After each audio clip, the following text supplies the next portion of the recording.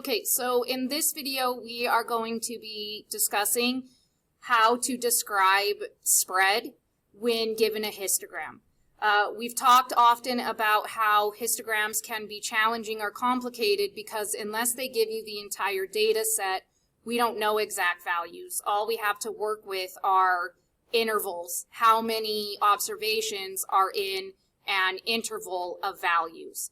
So if you watched the solutions already in the box plot video for number 3, then you probably have some idea how to do this and may be able to skip through the first part of me explaining it. And if not, then just stay with me. We're going to talk about how to find range using number 4.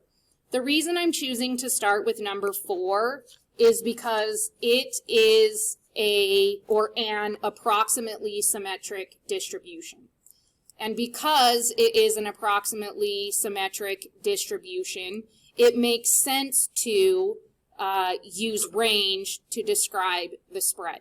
Now, typically how we describe spread is we say the data varies from the minimum to the maximum with a range or an IQR of whatever you calculate it to be.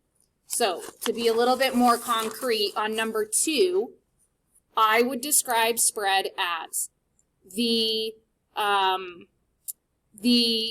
money spent on textbooks is as low as 120 and as high as 180. Or you could say the amount of money spent on textbooks varies.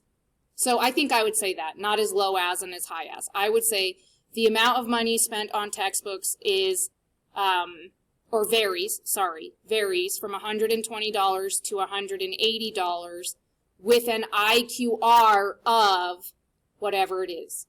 Now, the reason you're using IQR is because this is right skewed. This data is right skewed.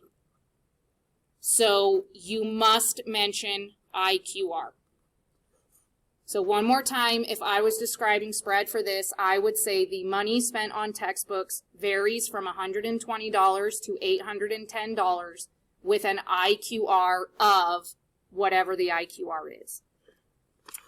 Now, for a histogram, it's not as easy to say the amount of money spent on tickets varies from 0 to 1,200.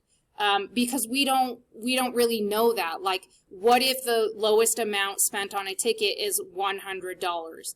It is okay for you to say the data varies from $0 to $1,200. You would not be wrong if you wrote that. But a better way to say it could be the amount of money spent on a plane ticket can be as low as 0 and as high as $1,999.99. Either one works. So I'm going to say that one more time. You are okay to say the amount of money spent on plane tickets varies from 0 to $1,200. That is fine, and that is true. But what may be more accurate is the amount of money spent on a plane ticket could be as low as 0 and as high as $1,999.99. Either way, don't say the data varies from this to this. Be explicit.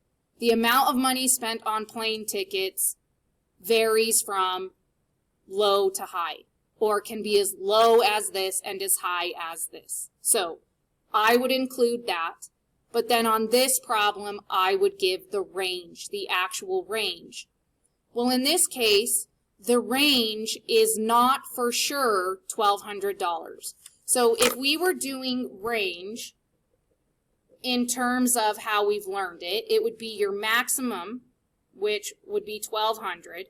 We really know it's $1,999.99 because $1,200 is not included. But we're just going to use the upper bound. So maximum subtract minimum. So range could be $1,200. But what if the lowest value is not 0? What if it's really $199? And what if the highest value is not $1,200, it's really $1,000? We need to take that into account. So we now know that the most we could have spent on tickets is $1,200. This is the most we could have spent. However, we could have a lower bound of 200 and an upper bound of 1,000. So this now represents the least amount of money that we could have spent. And this represents the most amount of money we could have spent. So if we want to know the actual range, we also have to do this, the difference between these two. So we would have to do 1,000 subtract 200, which gives you 800. So to find the actual range, you cannot say the range is 1,200 on a histogram. So I should erase that. This is not the range. The range is 800 to 1,200. You take your outer numbers, your max and your min, and then your inner numbers. That is how you explicitly state range for a histogram. So in this case, I think I would say the amount of money spent on a plane ticket varies from $0 to $1,999.99 with a range in the interval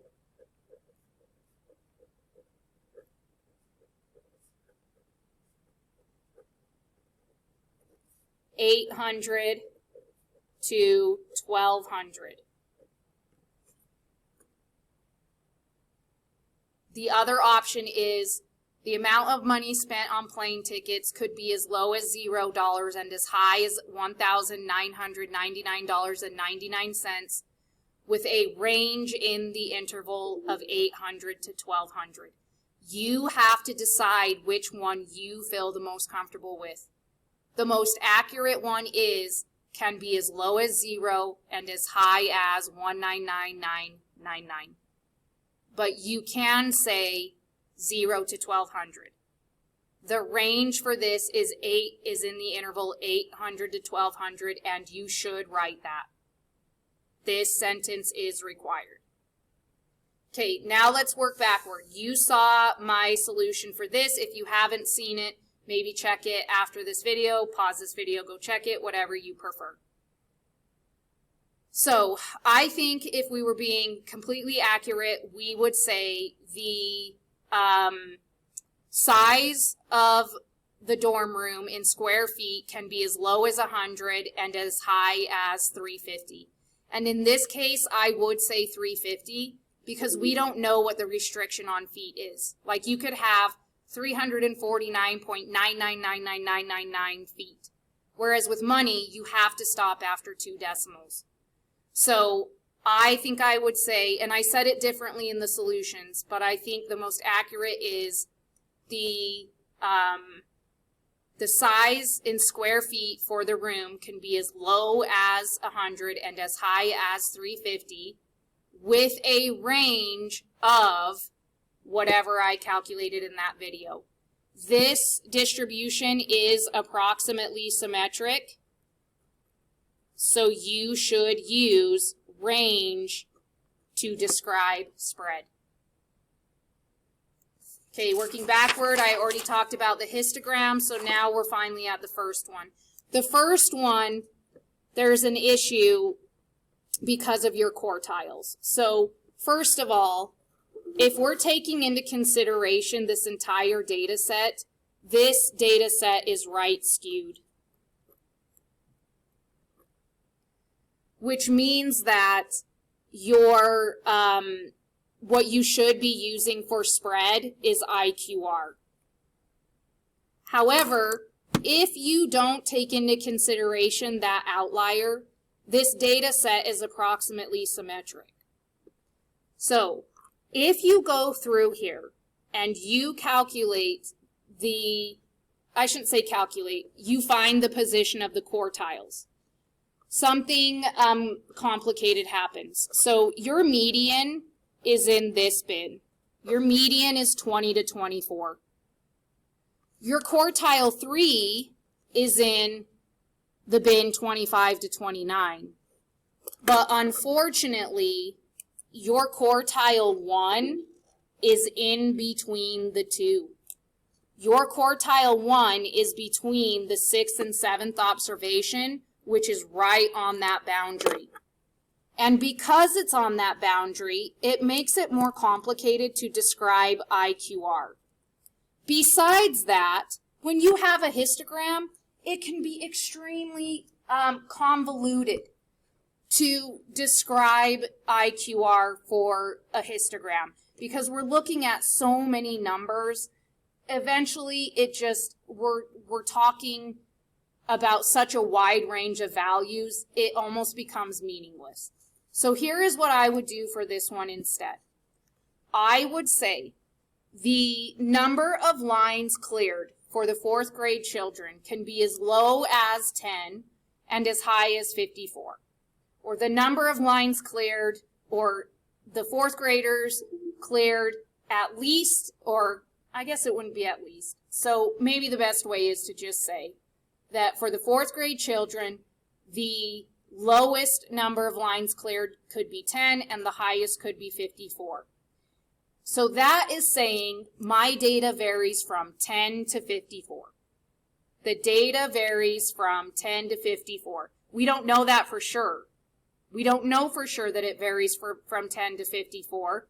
We know that the lowest could be 10 and the highest could be 54. So it is true to say it varies from 10 to 54, but it is more accurate to say it's as low as 10 and as high as 54. If that makes no sense to you, then just write varies from 10 to 54. And then instead of saying with an IQR of, I would say with most students clearing between 15 and 29 lines. So instead of describing IQR, I would just say most of the students are in this interval, 15 to 29. I would not say with most of the students clearing as low as 15 and as high as 29, because then we get into that range of it's starting to sound a little bit convoluted. It's sounding a little bit like too much information, and is the reader of that information going to understand what I'm saying? I will.